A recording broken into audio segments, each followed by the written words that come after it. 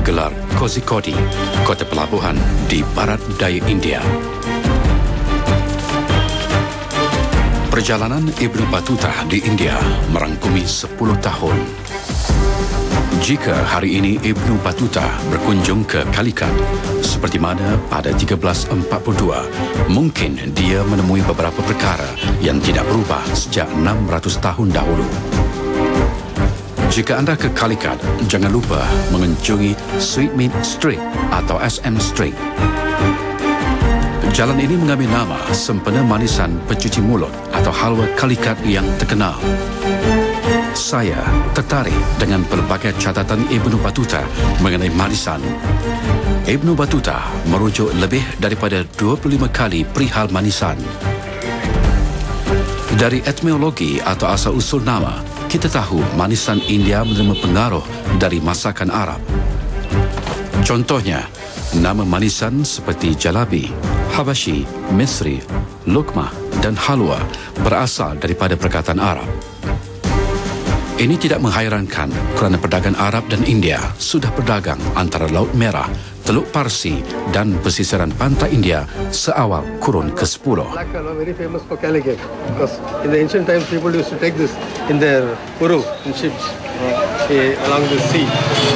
What is it made of? It usually of wheat flour, jaggery and oil or ghee. Anda mungkin bertanya, apa ada pada nama? Bagi pelajar antropologi, ada nilai sejarah dan budaya pada nama.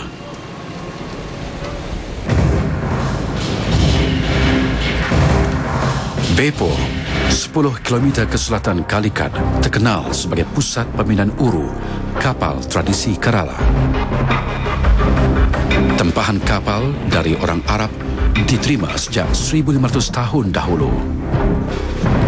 Menurut Ibnu Battuta, Nakhoda Misqal, saudagar terkenal yang tinggal di Calicut, memiliki harta dan kapal yang banyak, hasil perniagaannya di India, China, Yaman dan Parsi.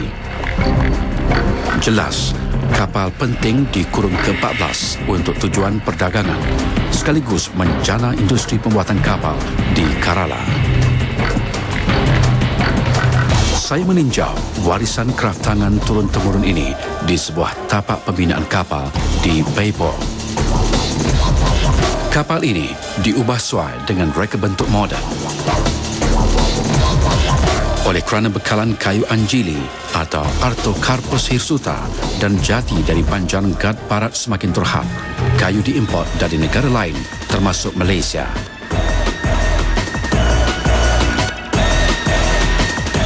Di Bepor hari ini, pekerja masih menggunakan gergaji untuk membuat kapal, seperti mana pada zaman Ibnu Battuta.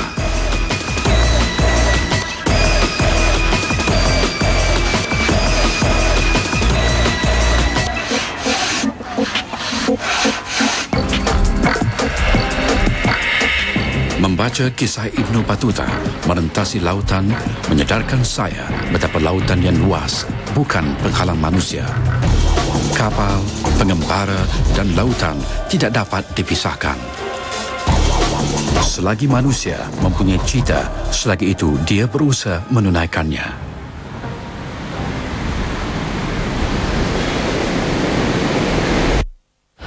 Saya kini berada di perantauan, jauh dari sanak saudara.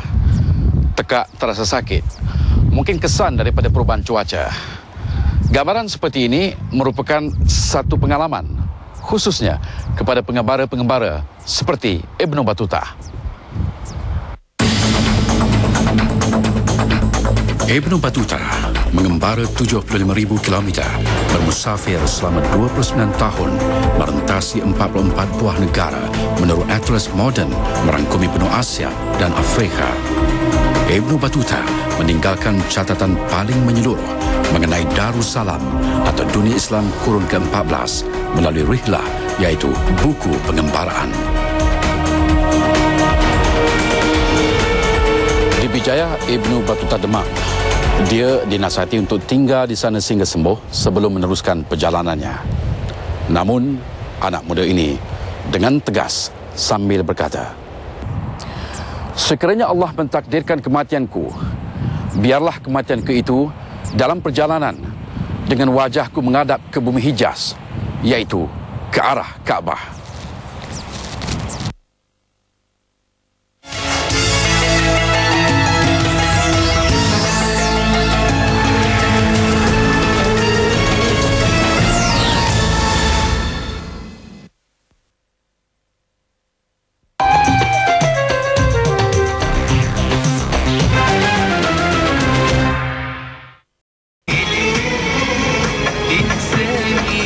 Dari mana asalnya nama Batuta? Di Rabat Maghribi, saya mendapatkan penjelasan Dr. Abdul Hadi Tazi, pakar Ibnu Batuta. Beliau ibarat Ibnu Batuta moden, merupakan ilmuwan Akademi Diraja Maghribi. Batuta, it is the name of Fatima. بنت الرسول. The name of Fatima, the daughter of Prophet. هذا اسم محبوب جدا. It's a well cherished name. في العالم الإسلامي كله. Of course, in the whole Muslim world, Fatima is very well. اسمها فاطمة، فطومة، فاتو، بطة. في مصر. في مصر يسمونها فاطمة بطة. In Egypt he called Fatima Bata. نحن في المغرب نسمي فاطمة بطوطة. In Morocco we call Fatima Batuta. بطوطة. أنا حسبت 20 اسم عندنا كلها لاسم فاطمة. يطو، جتو، فطومة. Have many other names of Fatima like Ito, كلها Jattu, Batuta, Fatoma, فاتو. in Senegal. In Senegal Fattu. Bibliografi atau senarai rujukan Ibnu Batuta terus berkembang melalui buku-buku yang membentangkan tafsiran baru, laman web, kertas kerja dan seminar.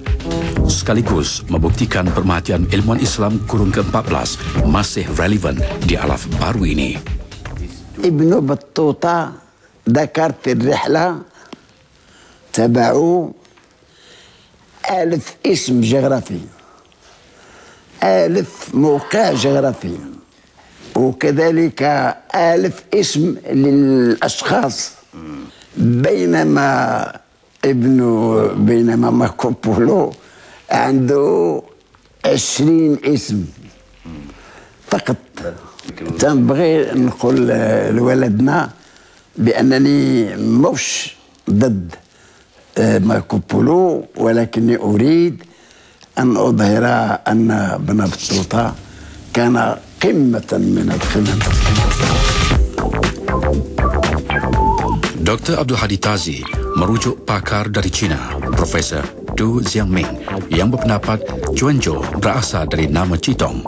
Qitong adalah nama sejenis pokok tempatan di China dan bukannya pokok zaitun.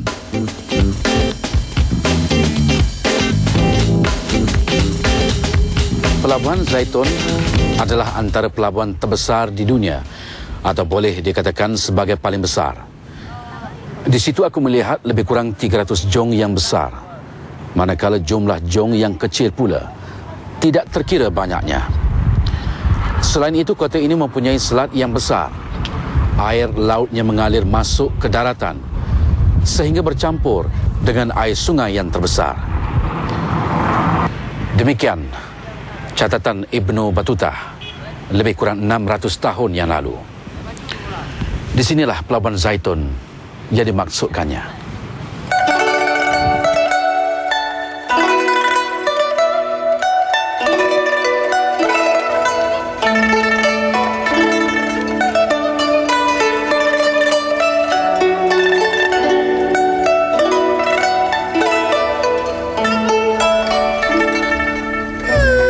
Pengembaraan bersama Ibnu Batuta membawa saya ke Zhuangzhou di wilayah Fujian, China.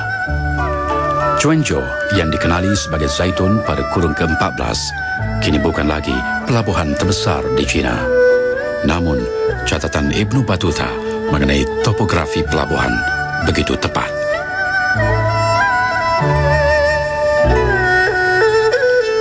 Hari ini, kota pelabuhan Zhuangzhou membangun pesat selari dengan perkembangan ekonomi China.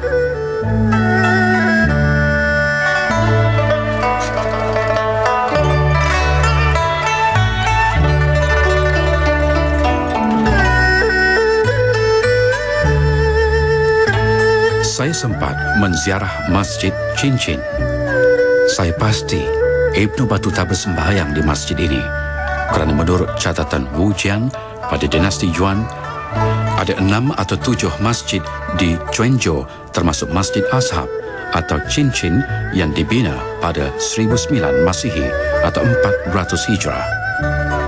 Penduduk Islam di Zaitun pada zaman Ibnu Battuta adalah kaum minoriti di kalangan penduduk majoriti yang bukan Muslim.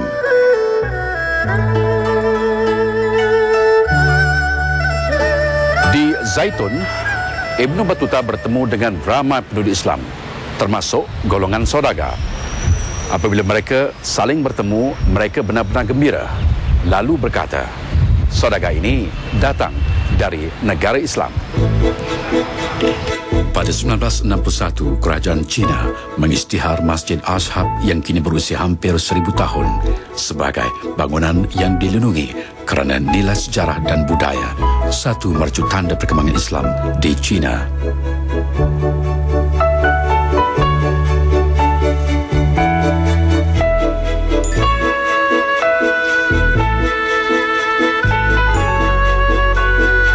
Ibnu Battuta kagum dengan teknologi pembuatan kapal Cina. Dia melaporkan reka bentuk dan fungsi jong pedagang Cina yang berlabuh di Calicut, India.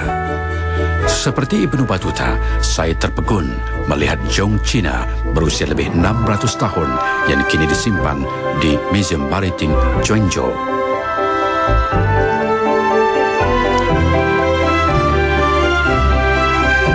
Di Zaitun, Ibnu Battuta mendapati jong-jong telah bersedia untuk berlayar ke India. Salah satu dari jong tersebut milik Al-Malik Al-Zahir, pemerintah Tanah Jawa, iaitu Sumatera. Manakala awak-awaknya terdiri dari orang Islam.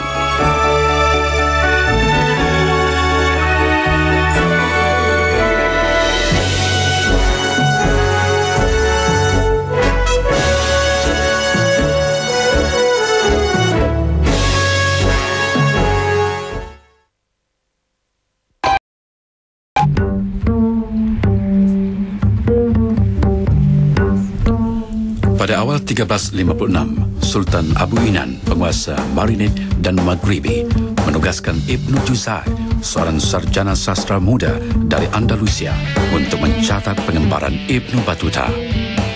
Tugas itu dilaksanakan selama 2 tahun di Fez. Saya meninjau Fez dari atas bukit. Kota ini berusia lebih 1200 tahun.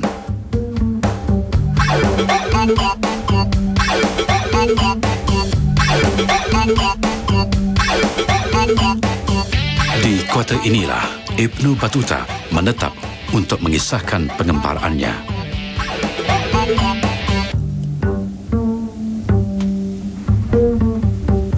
Masjid dan Universiti Qarawin yang berbumbung hijau ini dibina pada kurun ke-9. Ia melahirkan drama ilmuwan terkenal yang berulang-alik dari Fez dan Andalusia, sekaligus mengembangkan ilmu dan mengeluarkan Eropah dari kemelut zaman kegelapan.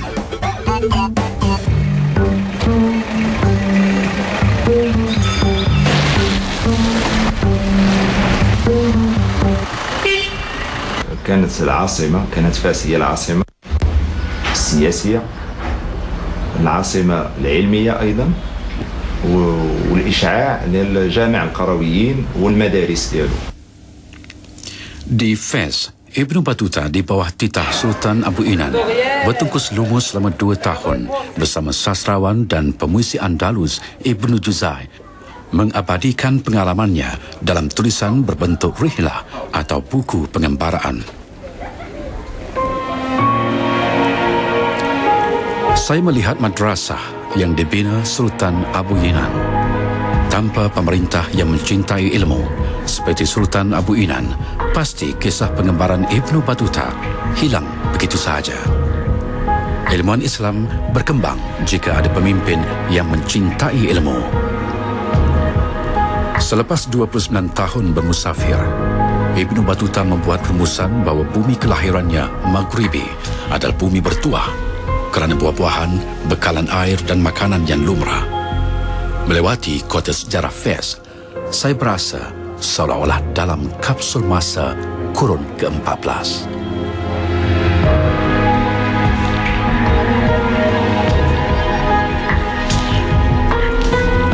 Pada 1997, lapangan terbang Tenjas ditukar nama kepada lapangan terbang antarabangsa Ibnu Battuta. Saya berpendapat ada perbezaan antara istilah pengembara dan pelancong. Pelancong menghabiskan masa membeli belah tanpa mempeduli budaya tempatan, manakala si pengembara sibuk menimba pengalaman dari pengembaraannya. Saya terkenang kata-kata Ibnu Battuta ketika memulakan pengembaraan. Saya berpisah dengan sahabat, wanita dan lelaki, meninggalkan rumah seperti burung meninggalkan sarang. Sungguh menarik sekali sebenarnya, sungguh mendebarkan. Sebab selalunya kita baca, tapi kali ini kita akan jumpa dia punya makam. Tapi itu pun bukan makam dia, itu cuma dia katakan makam dia. Tapi itulah salah satu pertanda kekuatan Ibnu Battuta dalam masyarakat Morocco, khususnya di Tenjas ini. Jika anda melewati jalan Ibnu Battuta di Tenjas, pasti anda bertemu beberapa penduduk tempatan yang akan membawa anda ke sebuah pusara di atas bukit. Namun, tiada bukti menyatakan ini makam Ibnu Battuta.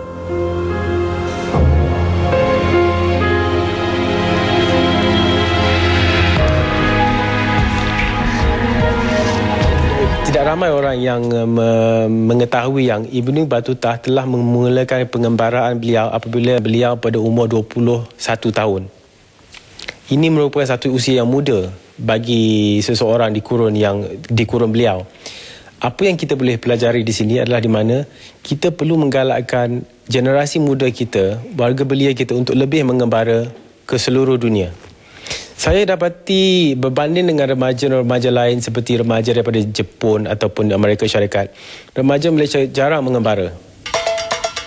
Anda juga boleh menjadi Ibnu Battuta moden. Anda cuma perlu mengabadi kenangan anda dalam bentuk dokumen seperti tulisan, memorabilia dan foto. Pengembaraan tidak semestinya ke luar negara. Mungkin catatan kembara anda berkisar perjalanan di dalam negeri. Saya tertarik dengan pandangan Al-Jahiz, ilmuwan Islam kurun ke-9. Katanya, sebuah buku ibarat seorang tetamu yang jarang atau kerap mengunjungimu atau sentiasa mengunjungimu sehingga ia mendekatimu seperti bayang-bayang dan menjadi sebahagian dirimu.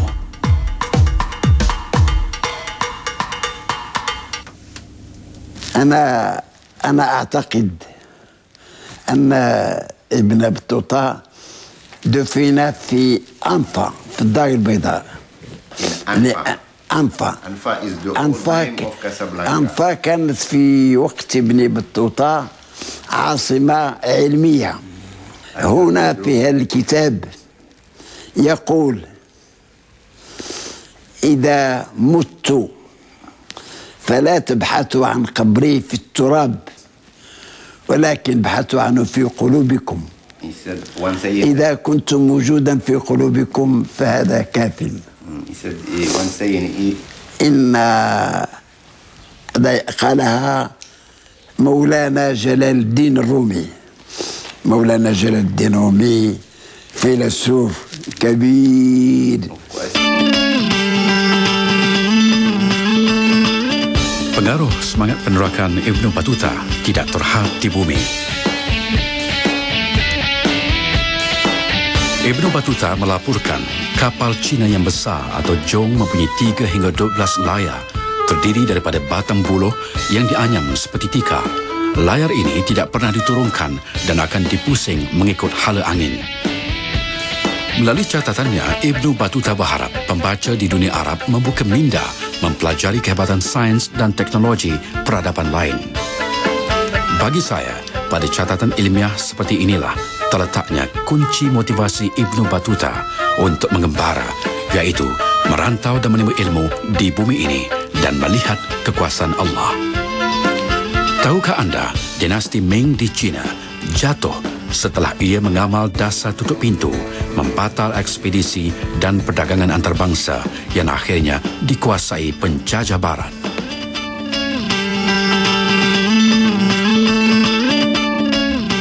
Kehidupan adalah suatu perjalanan. Saya pelajari sesuatu daripada Ibnu Battuta. Destinasi bukan matlamat pengembaraan. Matlamat sebenar adalah pengalaman daripada perjalanan. Tanpa disedari, saya menjadi Ibnu Battuta. Kerana di bumi ini, setiap orang adalah pengembara.